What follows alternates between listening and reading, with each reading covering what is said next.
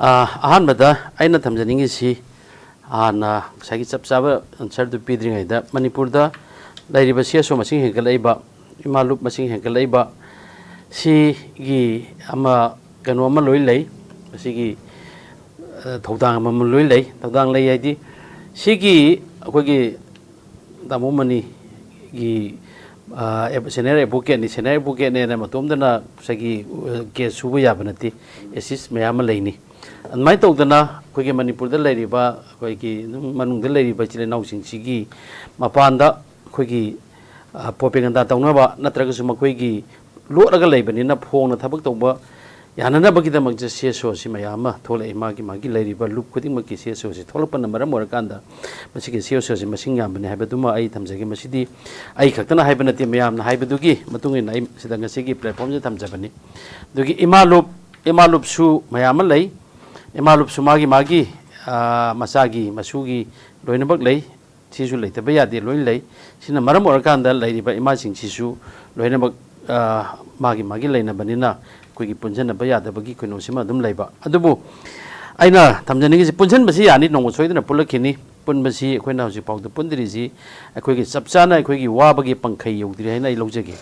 ꯆꯞ ꯆꯥꯅ ꯑꯩꯈꯣꯏ ꯑꯋꯥꯕ ꯆꯞ ꯆꯥꯅ ꯑꯩꯈꯣꯏꯒꯤ ꯈꯨꯗꯣꯡꯊꯤꯕꯗꯨ ꯃꯥꯌꯣꯛꯅꯗ꯭ꯔꯤ ꯈꯛꯇꯃꯛ ꯊꯦꯡꯅꯔꯤꯕ꯭ꯔꯥ ꯍꯥꯏꯅ ꯈꯜꯂꯤ ꯑꯩꯒꯤ ꯋꯥꯈꯜꯂꯣꯟꯗ ꯑꯗꯨꯅ ꯍꯧꯖꯤꯛ ꯉꯁꯥꯏ ꯇꯥꯃꯣ ꯃꯅꯤꯅ ꯍꯥꯏꯕꯤꯈꯤꯕꯗꯨ ꯌꯨꯁꯦꯝꯁꯤ ꯊꯥꯏꯅ ꯑꯩꯈꯣꯏꯒꯤ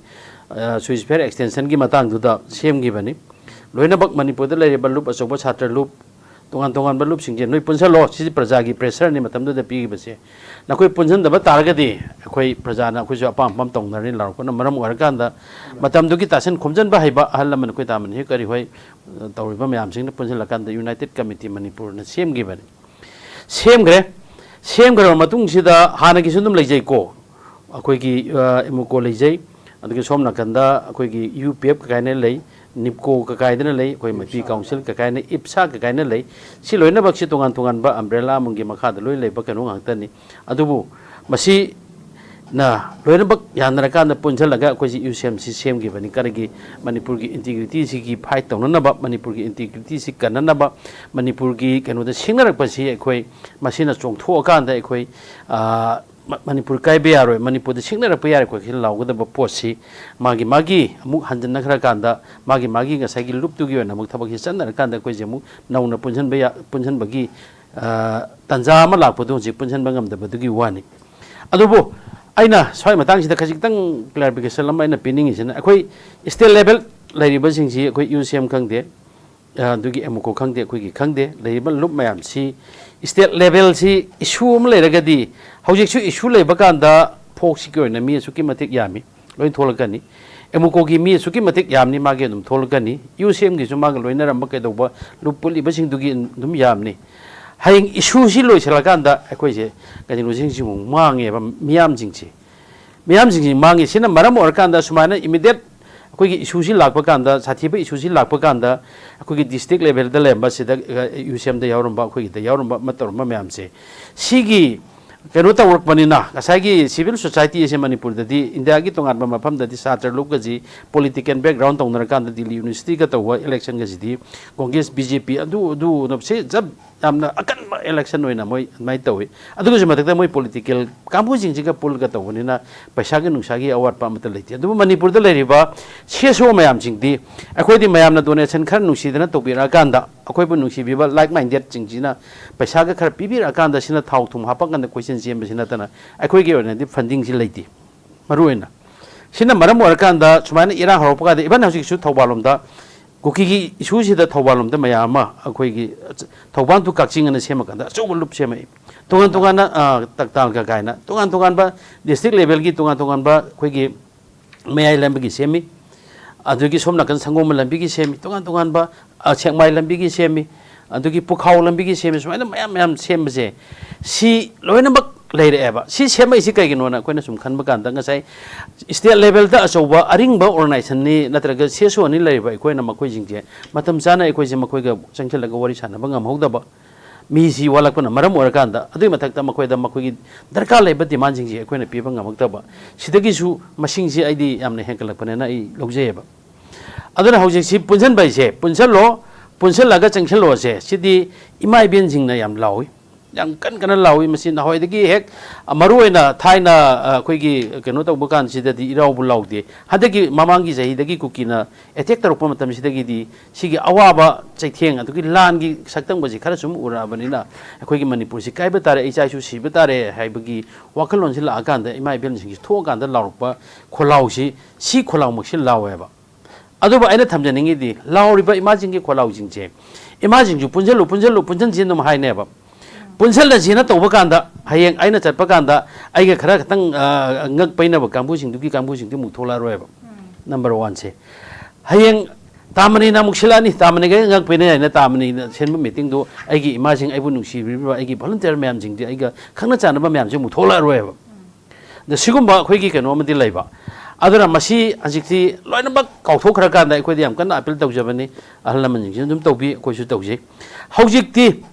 ꯑꯩꯈꯣꯏ ꯏꯁꯨꯗ ꯕꯦꯁ ꯇꯧꯔꯁꯤ ꯑꯩꯒꯤ ꯇꯣꯉꯥꯟꯕ ꯑꯩ ꯑꯥꯏꯗꯤꯌꯣꯂꯣꯖꯤ ꯂꯣꯏ ꯂꯩꯅꯦꯕ ꯑꯩꯒꯤ ꯐꯣꯛꯁꯀꯤꯁꯨ ꯂꯩꯅꯤ ꯌꯨ ꯁꯦꯝꯒꯤꯁꯨ ꯂꯩꯔꯝꯒꯅꯤ ꯇꯣꯉꯥꯟꯕ ꯏꯞꯁꯥꯒꯤꯁꯨ ꯂꯩꯅꯤꯇꯣꯉꯥꯟꯕ ꯑꯦꯃꯨꯀꯣꯒꯤꯁꯨ ꯂꯩꯅꯤ ꯇꯣꯉꯥꯟꯕ ꯌꯨ ꯄꯤ ꯑꯦꯐ ꯀꯥꯏꯅ ꯂꯩꯔꯤꯕ ꯁ꯭ꯇꯦꯠ ꯂꯦꯚꯦꯜꯒꯤ ꯁꯦꯝꯃꯛꯏꯕ ꯃꯥꯒꯤ ꯀꯩꯅꯣꯁꯤꯡꯁꯦ ꯃꯥꯒꯤ ꯑꯥꯏꯗꯤꯌꯣꯂꯣꯖꯤ ꯃꯥꯒꯤ ꯂꯣꯏꯅꯕ ꯑꯦꯝ ꯑꯣꯕꯖꯦꯛ ꯂꯣꯏ ꯂꯩꯖꯕꯅ ꯃꯔꯝ ꯑꯣꯏꯔꯀꯥꯟꯗ ꯑꯩꯈꯣꯏꯁꯤ ꯇꯣꯉꯥꯟꯅ ꯆꯠꯄꯁꯤ ꯃꯁꯤ ꯇꯣꯛꯑꯀꯥꯟꯗ ꯉꯁꯤ ꯂꯩꯕꯥꯛꯁꯤꯗ ꯀꯨꯀꯤꯅ ꯃꯅꯤꯄꯨꯔꯗ ꯂꯥꯟ ꯇꯥꯔꯛꯏꯕ ꯇꯣꯉꯥꯟꯕ ꯃꯈꯜꯒꯤ ꯑꯩꯈꯣꯏꯗ ꯍꯔꯥꯁꯃꯦꯟ ꯄꯤꯔꯛꯏꯕꯁꯦ ꯃꯁꯤ ꯋꯥꯔꯣꯏꯁꯤꯜ ꯑꯃ ꯄꯨꯔꯛꯅꯕ ꯅꯠꯇ꯭ꯔꯒ ꯃꯈꯣꯏꯁꯤꯡꯁꯤ ꯊꯦꯡꯅꯅꯕꯒꯤꯗꯃꯛꯇ ꯑꯩꯈꯣꯏꯒꯤ ꯑꯦꯖꯦꯟꯗꯥ ꯑꯄꯨꯟꯕ ꯑꯦꯖꯦꯟꯗꯥ ꯑꯃꯗ ꯄꯨꯊꯣꯛꯑꯀꯥꯟꯗ ꯑꯩꯈꯣꯏꯒꯤ ꯄ꯭ꯔꯄꯣꯖꯦꯜ ꯑꯃ ꯄꯨꯊꯣꯛꯑꯀꯥꯟꯗ ꯃꯗꯨꯗ ꯄꯨꯟꯁꯤꯜꯂꯀꯥꯟꯗ ꯑꯩꯈꯣꯏ ꯊꯕꯛꯁꯤ ꯄꯨꯟꯅ ꯇꯧꯃꯤꯟꯅꯁꯤ ꯍꯥꯏꯕꯁꯦ ꯃꯁꯤꯗ ꯑꯩꯁꯨ ꯂꯥꯎꯖꯩ ꯑꯗꯨ ꯇꯔꯥ ꯆꯩꯁꯨꯁꯤꯅ ꯑꯩꯈꯣꯏꯅ ꯀꯟꯅ ꯍꯥꯏꯖꯕꯗꯒꯤ ꯇꯔꯥ ꯆꯩꯁꯨꯁꯤꯅ ꯍꯧꯖꯤꯛꯁꯤ ꯇꯣꯡꯉ ꯂꯩꯔꯤꯑꯕ ꯍꯧꯖꯤꯛꯁꯦ ꯏꯁꯥ ꯅꯣꯏ ꯄꯨꯟꯁꯤꯜꯂꯛꯎ ꯂꯥꯛꯎ ꯅꯣꯏꯁꯨ ꯂꯥꯛꯎ ꯀꯧꯕꯁꯤꯗ ꯑꯗꯨ ꯀꯔꯤꯒꯤꯅꯣ ꯈꯪꯗꯦ ꯂꯥꯛꯄꯁꯨ ꯌꯥꯎꯏ ꯂꯥꯛꯇꯕꯁꯨ ꯌꯥꯎꯏ ꯁꯤꯃ ꯄ꯭ꯔꯣꯕ꯭ꯂꯦꯝ ꯂꯩꯌꯦꯕ ꯑꯗꯨꯅꯅꯤ ꯁꯤꯒꯤ ꯇꯣꯉꯥꯟꯕ ꯄ꯭ꯂꯦꯠꯐꯣꯝꯗ ꯇꯥꯃꯅꯤꯅꯁꯨ ꯍꯥꯏꯕꯤꯔꯦ ꯑꯩꯅꯁꯨ ꯑꯗꯨꯝ ꯍꯥꯏꯖꯔꯤ ꯑꯩꯈꯣꯏ ꯄꯨꯟꯁꯤꯜꯂꯁꯤ ꯂꯩꯔꯤꯕꯁꯦ ꯑꯩꯅ ꯇꯣꯝꯕꯒꯤꯅꯤ ꯃꯥꯅ ꯆꯥꯎꯕꯒꯤꯅꯤ ꯗꯣꯅꯥꯗꯣꯅꯤ ꯍꯥꯏꯇꯥꯔꯦ ꯃꯈꯣꯏꯒꯤ ꯀꯩꯅꯣ ꯃꯔꯣꯟꯗ ꯂꯣꯏꯅꯃꯛꯁꯤ ꯊꯣꯛꯑꯁꯦꯕ ꯑꯩꯒꯤ ꯃꯥꯒꯤ ꯍꯥꯏꯕ ꯋꯥꯈꯜꯂꯣꯟꯁꯤ ꯊꯥꯗꯣꯛꯑꯀꯥꯟꯗ ꯍꯧꯖꯤꯛꯇꯤ ꯑꯩꯈꯣꯏꯗꯅꯦꯕ ꯇꯧꯔꯛꯏꯕ ꯂꯥꯟꯁꯦ ꯀꯨꯀꯤꯅ ꯊꯧꯔꯛꯏꯕ ꯑꯩꯈꯣꯏꯅ ꯂꯤꯡꯖꯦꯜ ꯃꯥꯟꯅꯗ꯭ꯔꯤꯕꯁꯦ ꯃꯥꯟꯅꯁꯦ ꯍꯥꯏꯕꯅꯦꯕ ꯀꯨꯀꯤꯅ ꯑꯩꯈꯣꯏꯗ ꯍꯔꯥꯁꯃꯦꯟ ꯄꯤꯔꯛꯏꯕ ꯑꯩꯈꯣꯏꯗ ꯇꯧꯔꯛꯏꯕꯁꯦ ꯑꯩꯉꯣꯟꯗ ꯅꯠꯇꯦ ꯑꯩ ꯈꯛꯇꯒꯗ ꯅꯠꯇꯦꯕ ꯑꯩꯈꯣꯏꯗꯅꯦꯕ ꯑꯗꯨꯅ ꯑꯩꯈꯣꯏꯁꯤ ꯀꯟꯅꯅꯕꯒꯤꯗꯃꯛꯇ ꯑꯩꯈꯣꯏꯒꯤ ꯑꯄꯨꯟꯕꯁꯤꯗꯤ ꯑꯩꯗꯤ ꯇꯥꯃꯅꯤꯗ ꯐꯥꯒꯤ ꯇꯧꯖꯕꯅꯤ ꯑꯄꯨꯟꯕ ꯍꯥꯏꯕꯁꯤ ꯑꯩꯈꯣꯏ ꯃꯅꯤꯄꯨꯔꯗ ꯑꯄꯨꯟꯕꯁꯤ ꯂꯦꯡꯒꯣꯏꯁꯤ ꯃꯁꯤ ꯑꯩꯈꯣꯏꯒꯤ ꯑꯦꯂꯥꯔꯖꯤꯛ ꯑꯣꯏꯕꯗꯨꯅ ꯄꯨꯟꯁꯦ ꯍꯥꯏꯕꯁꯤ ꯏꯌꯥ ꯌꯥꯗ꯭ꯔꯦ ꯀꯩꯅꯣꯝꯃ ꯍꯥꯏꯖꯒꯦꯅ ꯇꯥꯕꯅꯤ ꯑꯩꯅ ꯑꯗꯨꯅ ꯀꯩꯅꯣꯝꯃ ꯍꯥꯏꯒꯦꯕꯅ ꯑꯩꯅ ꯑꯄꯨꯟꯕꯒꯤ ꯃꯍꯨꯠꯇ ꯀꯩꯅꯣꯝ ꯑꯣꯟꯊꯣꯛꯑꯁꯦꯅ ꯇꯥꯃꯅꯤ ꯍꯣꯏꯅ ꯑꯆꯧꯕ ꯃꯤꯇꯤꯡ ꯑꯃ ꯀꯩꯅꯣꯗ ꯁꯤꯟꯕꯗ ꯑꯩꯅ ꯊꯝꯖꯈꯤꯕꯅꯦ ꯑꯗꯨ ꯍꯌꯦꯡ ꯄꯨꯟꯅ ꯊꯕꯛ ꯇꯧꯔꯁꯤ ꯆꯞ ꯃꯥꯟꯅꯕ ꯑꯦꯖꯦꯟꯗꯥ ꯄꯨꯊꯣꯛꯑꯁꯤ ꯑꯗꯨꯒ ꯍꯌꯦꯡ ꯊꯕꯛꯁꯤ ꯂꯣꯏꯔꯀꯥꯟꯗ ꯍꯣꯏ ꯃꯥꯏ ꯄꯥꯛꯄ ꯌꯥꯏ ꯃꯥꯏ ꯄꯥꯛꯇꯕ ꯌꯥꯏ ꯍꯣꯠꯅꯕꯗꯤ ꯑꯩꯈꯣꯏ ꯂꯩꯕꯥꯛꯁꯤꯒꯤꯗꯃꯛꯇ ꯑꯩꯈꯣꯏ ꯍꯣꯠꯅꯕ ꯇꯥꯕꯅꯦꯕ ꯃꯥꯏ ꯄꯥꯛꯑꯦ ꯐꯔꯦ ꯄꯥꯛꯇ꯭ꯔꯦ ꯐꯔꯦ ꯍꯣꯠꯅꯔꯝꯃꯁꯤ ꯂꯦꯚꯦꯜꯗ ꯕꯦꯁ ꯂꯦꯚꯦꯜꯗ ꯑꯩꯈꯣꯏ ꯑꯄꯨꯟꯕꯒꯤ ꯀꯩꯅꯣꯗꯨꯗ ꯂꯤꯡꯖꯦꯜꯗꯨꯗ ꯄꯨꯊꯣꯛꯑꯒ ꯍꯣꯠꯅꯔꯁꯦꯕ ꯑꯗꯨꯕꯨ ꯍꯌꯦꯡ ꯊꯕꯛꯁꯤ ꯂꯣꯏꯁꯤꯜꯂꯀꯥꯟꯗ ꯃꯥꯒꯤ ꯍꯟꯅꯔꯀꯥꯟꯗ ꯃꯥꯒꯤ ꯑꯥꯏꯗꯤꯌꯣꯂꯣꯖꯤꯗꯨ ꯑꯗꯨꯝ ꯑꯦꯄ꯭ꯂꯥꯏ ꯇꯧꯔꯨꯕꯗ ꯀꯔꯤ ꯀꯥꯏꯒꯦꯁꯤꯅꯦꯕ ꯁꯤꯕꯨꯛꯀꯤ ꯂꯦꯚꯦꯜꯁꯤꯗ ꯑꯩꯈꯣই ꯁꯦꯀ꯭ꯔꯤꯐꯥꯏꯁ ꯇꯧꯅꯔꯀꯥꯟꯗ ꯄꯨꯊꯣꯛꯄ ꯉꯝꯗ꯭ꯔꯒꯗꯤ ꯄꯨꯟꯁꯤꯟꯕ ꯉꯝꯗ꯭ꯔꯒꯗꯤ ꯄꯨꯟꯅ ꯊꯕꯛ ꯇꯧꯕ ꯉꯝꯗ꯭ꯔꯒꯗꯤ ꯑꯩꯈꯣꯏꯅ ꯂꯩꯕꯥꯛꯀꯤꯅꯦꯅ ꯆꯣꯡꯉꯤꯕ ꯑꯩꯈꯣꯏꯒꯤ ꯆꯣꯡꯉꯤꯕ ꯃꯌꯥꯝꯁꯦ ꯃꯤꯅꯁꯨ ꯑꯗꯨꯝ ꯍꯥꯏꯔꯛꯀꯅꯤ ꯈꯤꯇꯪ ꯇꯧꯕ ꯀꯥꯟꯗ ꯃꯣꯏꯁꯤ ꯈꯔ ꯆꯦꯟ ꯆꯣꯡꯁꯟꯅꯔꯝꯃꯒ ꯀꯩꯅꯣꯝ ꯇꯧꯈ꯭ꯔꯦꯌꯦ ꯑꯗ ꯍꯥꯏꯔꯛꯀꯅꯦꯕ ꯑꯗ ꯁꯤꯒꯨꯝꯕ ꯑꯩꯈꯣꯏꯒꯤ ꯄꯥꯕ꯭ꯂꯤꯛꯁꯤꯁꯨ ꯕꯗꯅꯥꯝ ꯄꯤꯅꯅꯕꯒꯤ ꯀꯩꯅꯣꯁꯦ ꯃꯆꯥꯛꯁꯦ ꯃꯦꯇꯔꯤꯌꯦꯜꯁꯦ ꯌꯥꯝ ꯂꯩꯌꯦꯕ ꯍꯧꯖꯤꯛꯁꯦ ꯍꯧꯖꯤꯛ ꯑꯩꯈꯣꯏ ꯁꯦꯁꯣꯅꯦꯅ ꯀꯟꯅ ꯑꯩꯈꯣꯏ ꯂꯥꯎꯔꯤꯅꯤ ꯑꯣꯅꯔꯦꯕꯜ ꯁꯤꯑꯦꯝꯗ ꯂꯥꯎꯏ ꯇꯣꯉꯥꯟꯕ ꯃꯅꯤꯄꯨꯔ ꯒꯣꯔꯃꯦꯟꯗ ꯂꯥꯎꯏ ꯇꯣꯉꯥꯟꯕ ꯍꯧꯈꯤꯕ ꯃꯌꯥꯝꯁꯨ ꯀꯣꯀꯣꯃꯤꯁꯨ ꯑꯗꯨꯝ ꯂꯥꯎꯕꯅꯤ ꯑꯃꯁꯨ ꯂꯥꯎꯕꯅꯤ ꯑꯗꯣ ꯍꯌꯦꯡ ꯀꯩꯅꯣꯝꯃ ꯃꯦꯃꯣꯔꯦꯟꯗꯝ ꯄꯤꯕ ꯆꯠꯄꯒꯤ ꯁꯤꯑꯦꯝ ꯒꯦꯠ ꯍꯦꯛ ꯂꯦꯞꯄꯨꯕ ꯀꯥꯟꯗ ꯅꯣꯡꯉꯥꯜꯂ ꯍꯥꯏꯔꯛꯀꯗꯣꯏꯁꯦ ꯃꯣꯏ ꯀꯥꯡꯕꯨꯁꯤꯡꯁꯨ ꯆꯪꯍꯧꯔꯦ ꯍꯌꯦꯡꯗꯤ ꯃꯆꯤꯟ ꯃꯦꯟꯈ꯭ꯔꯅꯤꯇ ꯍꯥꯏꯔꯛꯀꯅꯦꯕ ꯁꯤꯒꯨꯝꯕ ꯑꯩꯈꯣꯏꯒꯤ ꯄ꯭ꯔꯖꯥꯒꯤꯁꯨ ꯈꯟꯅꯗꯅ ꯇꯧꯕ ꯑꯃ ꯂꯩꯕꯁꯦ ꯃꯁꯤꯃꯁꯨ ꯈꯤꯇꯪ ꯑꯩꯈꯣꯏ ꯀꯩꯅꯣ ꯇꯧꯕꯤꯌꯨ ꯍꯥꯏꯕ ꯀꯩꯅꯣꯗꯨꯃ ꯂꯩ ꯑꯗꯨꯕꯨ ꯗꯔꯀꯥꯔ ꯂꯩꯔꯤꯁꯦ ꯅꯣꯠ ꯑꯣꯟꯂꯤ ꯑꯩꯈꯣꯏ ꯁꯤꯚꯤꯜ ꯁꯣꯁꯥꯏꯇꯤ ꯈꯛꯇ ꯅꯠꯇꯦꯕ ꯄꯨꯟꯕ ꯗꯔꯀꯥꯔ ꯂꯩꯔꯤꯁꯦ ꯃꯅꯤꯄꯨꯔꯗ ꯂꯩꯔꯤꯕ ꯑꯩꯈꯣꯏꯒꯤ ꯀꯥꯎꯟꯁꯤꯜ ꯑꯣꯐ ꯃꯤꯅꯤꯁꯇꯔ ꯒꯚꯔꯟꯃꯦꯟꯗꯒꯤ ꯑꯦꯝ.ꯑꯦꯜ.ꯑꯦꯗꯒꯤ ꯇꯣꯉꯥꯟꯕ ꯕ꯭ꯌꯨꯔꯣꯀ꯭ꯔꯦꯠꯇꯒꯤ ꯂꯥꯏꯔꯤꯛ ꯍꯩꯔꯤꯕ ꯀꯥꯡꯕꯨꯁꯤꯡꯗꯒꯤ ꯂꯣꯗꯒꯤ ꯀꯩꯗꯒꯤ ꯂꯣꯏꯅꯃꯛꯁꯦ ꯑꯩꯈꯣꯏꯁꯤ ꯄꯨꯟꯁꯤꯜꯂꯒ ꯑꯩꯈꯣꯏꯒꯤ ꯌꯥꯝ ꯐꯖꯕ ꯑꯩꯈꯣꯏꯒꯤ ꯀꯣꯛ ꯑꯃ ꯄꯨꯊꯣꯛꯄ ꯃꯊꯧ ꯇꯥꯏ ꯍꯥꯏꯕꯅꯤꯗ ꯁꯤ ꯄꯨꯊꯣꯛꯄꯁꯤꯗ ꯂꯥꯏꯔꯤꯛ ꯂꯥꯏꯁꯨ ꯍꯩꯕ ꯀꯥꯡꯕꯨ ꯌꯨꯅꯤꯚꯔꯁꯤꯇꯤ ꯀꯥꯡꯕꯨ ꯈꯔꯁꯨ ꯑꯗꯨꯝ ꯑꯩꯈꯣꯏꯅ ꯉꯁꯤꯗꯤ ꯁꯤꯒꯤ ꯇꯣꯄꯤꯛꯁꯤꯗ ꯋꯥ ꯉꯥꯡꯕꯤꯌꯨ ꯂꯥꯛꯀꯅꯤ ꯉꯥꯡꯉꯝꯃ ꯑꯗꯨꯝ ꯆꯠꯈꯤꯅꯤ ꯍꯣꯏ ꯑꯃꯅ ꯑꯃꯨꯛ ꯉꯥꯡꯉꯅꯤ ꯃꯥꯏꯁꯨ ꯉꯥꯡꯉꯝꯃ ꯑꯗꯨꯝ ꯆꯠꯈꯤꯅꯤ ꯅꯨꯃꯤꯠꯇꯨ ꯈꯛꯇꯪ ꯑꯩꯈꯣꯏꯅ ꯏꯟꯚꯥꯏꯠ ꯇꯧꯔꯒ ꯉꯥꯡꯍꯟꯕꯗꯣ ꯑꯗꯨ ꯈꯛꯇꯪ ꯉꯥꯡꯉꯝꯃꯒ ꯆꯠꯈꯤꯕꯁꯦ सिगिसु काना दे नैना बियोब डिस्कशन दा मागी डिस्कशन दे मागी ओइबा on पुथोक पिरोबा ngasi akhoi pijagi ba topic ai tamni su topic pijagi akhoi ahan sonam keno da yam sonam ni pijagi ba masi hautang masi ki kenom da puthok piro regional da puthok piro masi kamai tawra phagade ge kamai tawra chat ka de kamai tawra chunga da ge ka kai je si puthok pira ka da mechanism si puthok pira ka da ne ba akhoi di madu matam leite ba akhoi di moina puthok puthok laudori ni sai tamni ne keno ma akhoi logi polam puthok pa akhoi maya mamang da khang ai sangang dori ne ba koi na logi adu ge article ge adu ge number 2 da yaurin se sini ka hai ba se sidi lo pai pai kang bunat puthok ka da ne ba manipur ki history Kuki की history Meitei की history Naga की history कमाने ले rummy कमाने तरो में से अब एक्चुअल दुदी कसा की हिस्ट्री एंड यूनिवर्सिटी ले बतुंगा तो मी जिंग ने पुथो कदम ने बा सिमा political party जिंग ने politician जिंग कई तो गद के बु ngasi ले बा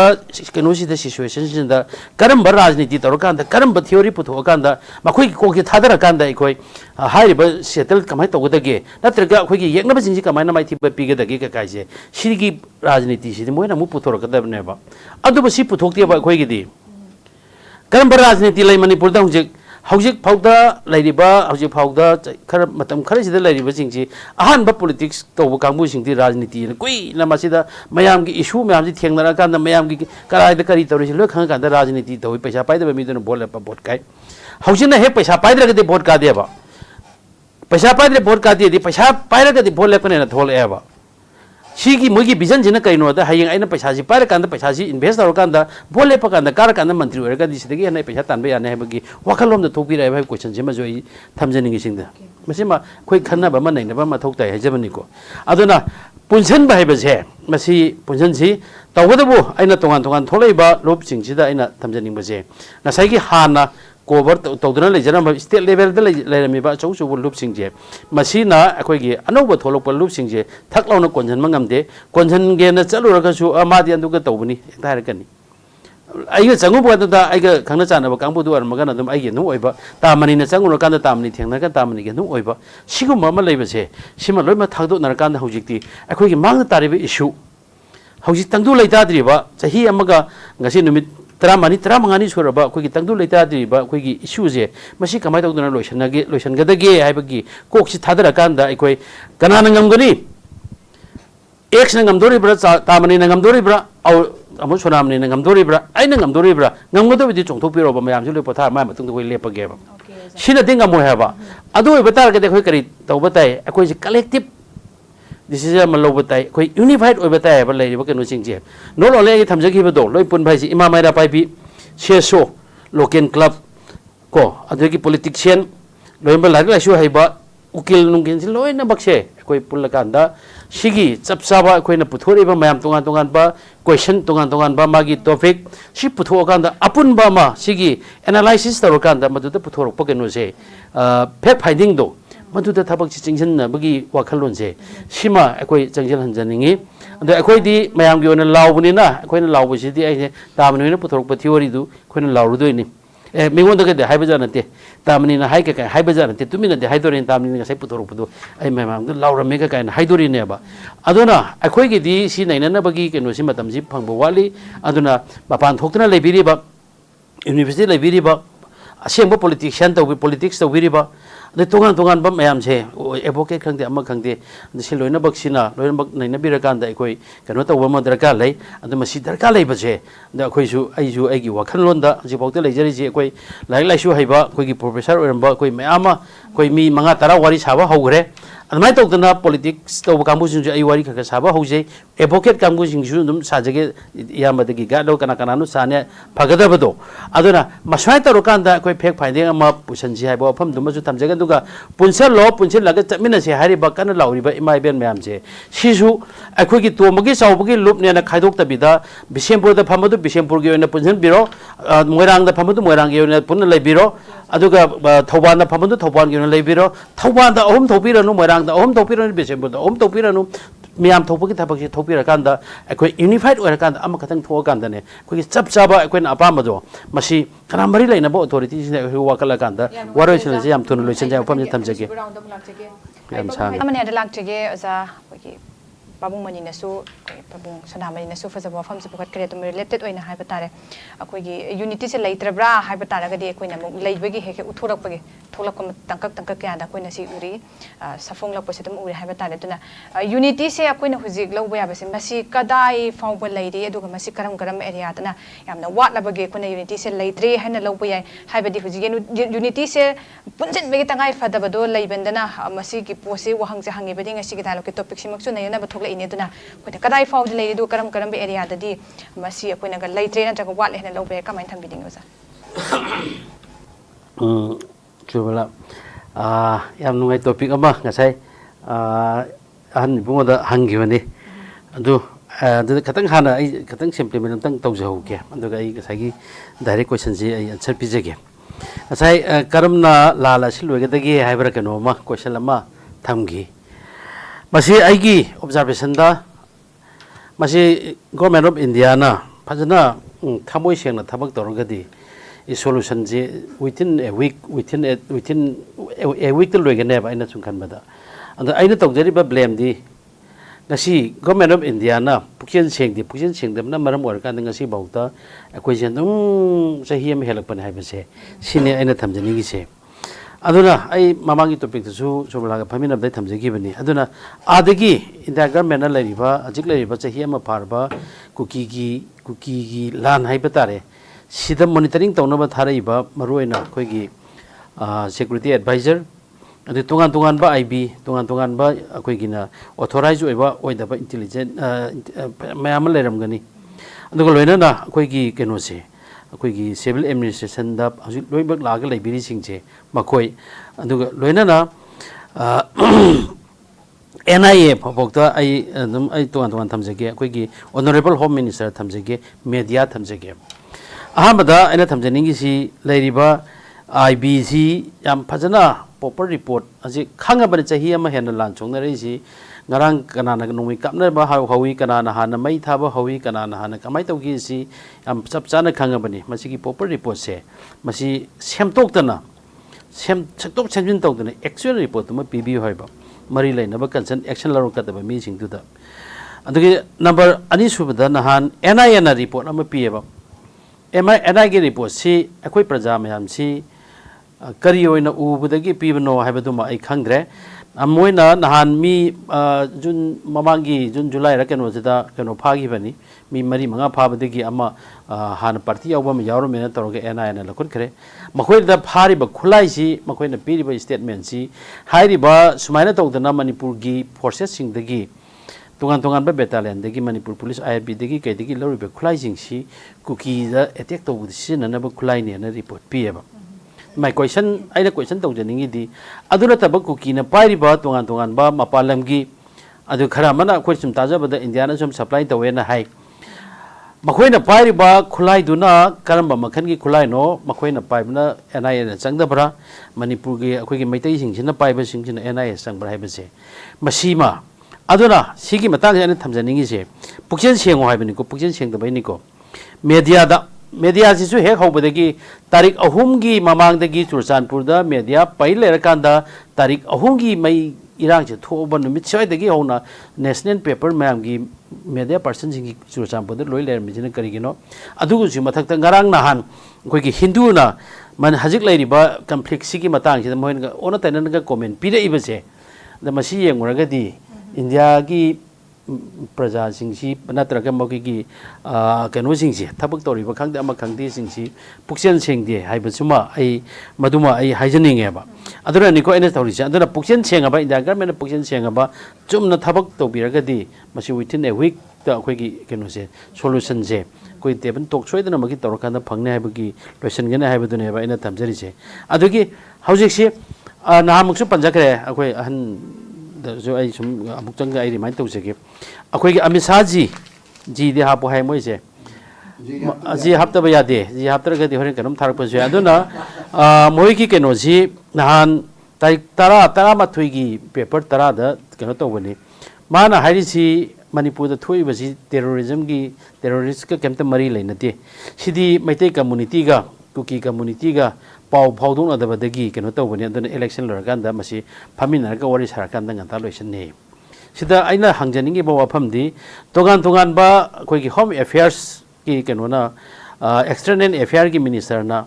ꯑꯗꯒꯤ ꯑꯃꯤꯁꯥꯖꯤ ꯃꯁꯥꯃꯛꯅ ꯍꯥꯏꯈ꯭ꯔꯕꯅꯦꯕ ꯃꯅꯤꯄꯨꯔꯗ ꯍꯧꯖꯤꯛ ꯊꯣꯛꯏꯕꯁꯤꯗꯤ ꯑꯦꯛꯁꯇꯔꯅꯦꯜꯒꯤ ꯁꯦꯁꯟꯅꯤ ꯃꯄꯥꯟꯗꯒꯤ ꯆꯪꯉꯛꯄ ꯇꯣꯉꯥꯟ ꯇꯣꯉꯥꯟꯕ ꯏꯂꯤꯒꯦꯟ ꯃꯥꯏꯒ꯭ꯔꯦꯟꯁꯤꯡꯁꯤꯅ ꯃꯈꯣꯏꯁꯤꯡꯁꯤꯅ ꯄꯣꯄꯤ ꯊꯥꯕ ꯈꯣꯠꯄ ꯃꯌꯥꯝ ꯇꯧꯔꯛꯄꯗꯒꯤ ꯁꯤꯅ ꯃꯔꯝ ꯑꯣꯏꯔꯀꯥꯟꯗ ꯑꯩꯈꯣꯏ ꯂꯥꯟ ꯑꯁꯤ ꯍꯧꯕꯅꯦꯅ ꯑꯩꯈꯣꯏ ꯃꯥ ꯃꯁꯥꯃꯛꯅ ꯀꯣꯃꯦꯟ ꯄꯤꯈ꯭ꯔꯕꯅꯤ ꯑꯗꯨꯒꯤꯁꯨ ꯃꯊꯛꯇ ꯃꯅꯤꯄꯨꯔꯒꯤ ꯍꯧꯖꯤꯛ ꯍꯧꯖꯤꯛ ꯒꯕꯔꯅꯔ ꯑꯣꯏꯕꯤꯔꯤꯕ ꯃꯦꯗꯥꯝꯅꯁꯨ ꯑꯩꯈꯣꯏ ꯄꯤꯈ꯭ꯔꯕꯅꯦꯕ ꯑꯦꯛꯁꯇꯔꯅꯦꯜ ꯑꯣꯔꯒꯅꯥꯏꯖꯦꯁꯟꯅꯤ ꯃꯄꯥꯟꯗꯒꯤ ꯆꯪꯉꯛꯄ ꯃꯤꯁꯤꯡꯁꯤꯅ ꯊꯣꯛꯍꯟꯕ ꯂꯥꯟꯅꯦꯅ ꯍꯥꯏꯈ꯭ꯔꯀꯥꯟꯗ ꯍꯧꯖꯤꯛꯇ ꯆꯍꯤ ꯍꯦꯜꯂꯛꯑꯀꯥꯟꯗ ꯇꯣꯉꯥꯟ ꯇꯣꯉꯥꯟꯕ ꯑꯃꯨꯛ ꯀꯣꯃꯦꯟ ꯄꯤꯔꯛꯑꯒꯗꯤ ꯃꯁꯤꯗꯤ खतंग लेबाक मचा तादब माले अदुनानी आइना इंडिया गवर्नमेंटना पुक्सेन सेंगना थबक तौरगदी मसी लोइसन इन पुक्सेन सेंगदे हाबा चही अमा हेंजल आबसी मखोइदगी मोहिद पुक्सेन सेंगदबगी नीति अमा चटलिएबा मसी हेक थादोक्त्रि भावदे अखोइसे नुम कनो तौगिनी अदुगा अमुकसु खले येंगजे भाउजिसि इलेक्शन मामांग नोमै कापक खिदरे इलेक्शन मतुंग कापकते नहान खरा कापइदुदी नहान खरा सोमना कंदा कदाइदनो ब्रह्मपुरदा कना कना नो मैते लाल होबगा मोय कापनबदा मखोइगी मी खरा सेदुदनी हेदा कापथर इजे सोमना कंदा सना साबिदा कापइबा सेकमाइदा कापइबा तोगान तोगान बा मफमसिंगदा कापइजिंगजे अदुना नोमै कापनो न थिंगिसिना कनानो सिनिदा नोय हजिक मतम खरा भोट हाइदोक्त्रि भोक नोय मतम कनो कापकनो कोन थिंगिब्रा हाइबा कोटपसे सिगुमबा अखोइदा मैम की तौजरीब सेसोसिंग अदुगी सिगी इरांग असिगे इरोइनना चटमिनरिबा सिबु सेटल कमाय तौदन पोरकदगी हेना लरिबा कोइगी सीनियर सिटीजन जिगी वाखलोनसिदा हजिकी चममनबा म पोहलेबा करिनो इंडिया गवर्नमेंट तौरिबा प्लान सि करिनो हाइबसे कोइगी इयाबा निजु खंगमोयबा हुजिसे ngahaktalaga mungang ngahaktalaga mangangi swaisum tau letaragdi lan sil loisan loi haiba aduna lan loisan masima yamna kanu tohi haibaduma ai india government gi pukin fajana sengna tabak tawbiraba ma mana tawdaba mathau अखोगी intelligence सिंजना अचुम पाउ पीबीरबा अखोगी security adviser security की पाइबीरिबा अदुगी unified command की चेयरमैन ओइबीरिबा कांबु सिंजना मागी मथौ सिंगी फजना तौबीरबा दु एनआईए नसु एनआईए सि ख्वाइदगे ना हाईएस्ट इन्वेस्टिगेशन द ख्वाइदगे हेना हाइरबा अदुगुमलबा केनोनी हाइर कांदा ngasi bawuda makoina kuki gi khulai paiba mayam phaigra ma keno taw mayam phaigra makoidagi phaba punba adugi makoi buna अखोगी अंगांग मसादुना सुम थमकांदा अखोइदगी खुलाई अमनि खक फाबदु सिदी कुकी द कनो तौना बम कोइना मैथै जिंजिना मैथै इंसर्जेंट जिंजिना अखोगी खुलाई दु लाकपनि कायना सुमाइना सुम चार्ज तौरगदी हेंजना यामलु एबसिदी कोता लाकांदा वहाई म कोत तौगी बाइसे मसिदी तामने ने खंबिरबनि यामलु बो कनो ने बसिदी कोत इनरक पकांदा अदुना सिगुमा वफमजे मसिमा द गवर्नमेंट खजित मॉनिटरिंग तौबि हाइबदुमा मॉनिटरिंग तौनबगिसु मरि लेनबा मणिपुर की आई ऑनरेबल आई सीएम दा आई थमजगे करिगुम्बा रिपोर्ट तु चुमना पिनबगी करियोम ददी मसे एडवाइस तौबा हाइगदरा रिक्वेस्ट तौबा हाइगदरा मसे मसे तौहन बि हाइबदुमा आई थमजरका ngसागी क्वेश्चन दु लागजगी ngसाई दु यूनिटी लेत्रबनिना यूनिटी याम लइए यूनिटी सिने आइना यूनिटी दी लई मयाम से आइना यूनिटी लई हदी लानफम दा चंगब कांदा यूनिटी से खांगे लोइनबक लाकने सब मानना मदुददी ने लोइनबक नुंसिने अखोगे नुपी अंगांग छु कसु लोइनबक नुंसिने लानफम दे थोला कांदा माइ मागी ऑर्गेनाइजेशन की वाखलोन खाला कांदा माइ मागी जगह दा माइ मागी मफम दा अखोगे हला कांदा न स्वाइसिदना खचितंग मु खेना बदुना तौबा अदुग नोंमै काफमदगदी याम नुसिनग्रा जानिको नोंमै काफमदगदी एकता अखोगी इमाइ बेन म्याम सिंगना पोरोइसिंगसे अमा तौरसिंगसे सिदी यामना सिदा हाइनरुबा तौदना यूनिटी फजना दुम लै अमगा अमगा कोऑपरेशन पिनै गारी अवार अपा येंगनै म्याम सिंगसे अमगा अमगा केमते हुनदे अदुमाइना तौनै अदुबु हंजल आगांदा माइ मागी मफमदु लागांददी माइ मफमदा दुम फमनबा सिना चावबोइ कांबुगिने सिना तोमबोइ कांबुगिने सिना मनहर कांबुनि सिना मनी कांबुनि सोनामनि कांबुनि सुम फमबगी खोंबमसे सिबुदि लैबा अदुबो मफम स्पोट लाकांददी दुगा अखोगी लिंजेन मानबा हाइगदरा यूनिटी ओइबा हाइगदरा मसिमगिदी थोइदोकना मुते थोइदोकना मांगदे अदुना नंगारांग मक्तसु लेमरामदा तौरितु तोंगान तोंगान बा मफम जिगी मखोगी केनो केंद्र अहुमनि केंद्र अहुम की मी सिंधु नंबोन की करी की केंद्र अहुम की मी सिंधु पुल कांदन अदुम एजिटेशन तवी समना अदुम लौमिनै सिजु काइंड ऑफ यूनिटी नेबा माय क्वेश्चन इज लुराइदी लैरिबा मिमांग थोगा प्रजा लैरिबा प्रजा मियाम सिगी मिमांग थोकांदा रिप्रेजेंट ओइरकांदा हयेंग टेबल तोकनी खांगदे अमनी खांगदे तौगदबा हिमाय चुंगदबा अखोय मैम से सो मैम से सी पुनसन बदुनेबा हुजिक दरकार लाइजे सिगी यूनिट केनु साबदुनेबा दरकार लाइजे masida yada ba khara leinari se khachitang yabadi no ayaba ya nang pusi da adum haini ko aina sunum haini punjan je na amana sunum haini koi punjan je dum thabuk puna tawse dum haini andu punjala kan da platform la kan da he akoi jingsi yada bagi manba ma leibe se masi wakhal lon da di ai gi mot di adum punjal lena leijai adum tawdu practically mapana thokan da punjan da buduna ni masi gi example hai babu thabuk tharo kan da lan khapam chaga kan da accident ma tawu kan da mem sapa kan da koi keno ma tawu kan da koi gi amasu lakane koi mem adum punni paminani joknani loine bak lei adu tawadabu platform amagi makhada ahanjingi guide amagi makhada koi pullakanda nangna sitoro na sindok pase masi sindok ta baduda ne ji ngai je aduna soidena maki masi su ahalaman mem na koi tamani da adugi ahal bungo sonamni da ina appeal tau jani se ani khakchi ahal ani khakchi na tabi da tongan ba hena khai khoi gi university rom da gisu amarom da gisu man ta sala kan da ijaja inau saw na konjan biro lanjil lo di bokta din noi ma mong tang punjala ro noi am tang puna thabak tor ro akoi noi gi da makta ne kai no awar pa du thirage hai ba gi keno do thauna do madu mai koi da tang pi hanjaningi adu raga di akoi keno punjala kadra na kali punjan ba gi di already keno to bugo mani ngasai gi pulap khoi pulap thumok am da meruk am da hapjan je haibagi wa da ngar bani wakalon da di loina bak laina bani loina bak imale bak musibang haktani to masu chaw bu loina bak imale bak musibang haktani aduna bu mayam gi da makta mata mangdar question chen mangamini aduna aina su mung aroi bada hambal appeal tau janingi se akoi hana gi tongan ba wakalon je loina bak thadok narasi loina bak thadok nar kan da ne ai gi haiba wakhan je thadok kan da akoi gi haiba wakalon je changhan si sini aduna masidi hayeng loer kan dum tongan mamang su pan khre adum chacha gi chanu mana lau singu pambra adu mana ye loiba pambra aina gari semba pambra driver oiba pambra do madu loina bak choma samasa gi apa madu chacha janu haiba dum ai thamjage anduna aina ngasi gi topic keno sigi kudong jaba si lausiraga aina manipur government da angtang ai appeal tawjaningi kenom khatang han ji su leijari mayam gi apa mani aina thamjadori se mayam da pesa pibirakpa yargadi haiba haujik se leiriba manipur gi keno si condition si akoina di buffer zone ka kai si country amagi marakta leiba adugumba lamdru na khali asi manipur da di assam rifle ni khangdi security forces sing chinna akoi gi buffer zone khai do thambire manipur da amana separate administration haibane akoina separate administration tawba yaroi akoi puna leimina si haibane adubu leiriba hajik kuki na dominate tawba maximum moina leiba mafam jing sidi separate administration ga samanare sigi example haibu kuki amda tampakta laga thabak tokde maite amata akoi gi chuchampur da moria da tungan mafam jing ja akoi thabak tokde officially khangde ama khangde si leiriba si changba yade maite amada kuki gi area changba yade red zone hagar bumper zone lanjan ba yade na dum sifai na kaina dum thali si oiba taragati koigi theory oina koigi keno oina order na thoktragasu manipur da si separate administration leibaga sab mane haibaduma ai thamjagi aduna separate administration je koigi manipur government na leiti harini akoi ju yai leite laisu lai haning de laisu lai loi adubu aina humble appeal manipur government da hojik tawjari singji tawjaning basi koigi council of minister leiri singje sina muktang lead tawbiraga leiriba tongan ba MLA singje simel loimuk phabiro aduga ngasi bumper zone ji thugarakanda Churchandpur da chief minister na magi lamda chatpada adu athing ma kananu pirakadoi je madu da chanaba amuktang plan tawbiyo council of minister na Churchandpur da chatsi masai sida bulletproof mayam laire manipur gi yam laire ba jingnaragasu madu da chatpada bane ba maramdi manipur gi chief minister si khogi honorable chief minister si kanano habade biren ba biren Churchandpur da thingapa targadi madu akoina separate administration laire na akoina lone ba biren Churchandpur kangpui da chatpada thingapa targadi maunde attack torpa targadi masi karino je akoina nu khanba mathong dai ba aduna aina habil apin tawjari se masi kainogi wanate leiriba legislator haigadra leiriba council of minister haigadra masi lingjen manana kanda akoi amuktang hairiba moina bumper zone ni natraga akoina laukthoi-ba nuloina na akoigi separate administration ji makoina di kukina di chatla habane akoina chati habani manipur government chati habani hairiba chati hariba mafam jingsi dane amuktang changji akoi myamsu inajage ba ahalaman myamsu yaujane ba mangta kanda akoi siba changba kasu kaide maduda aigi lamda chatpada athingba piragadi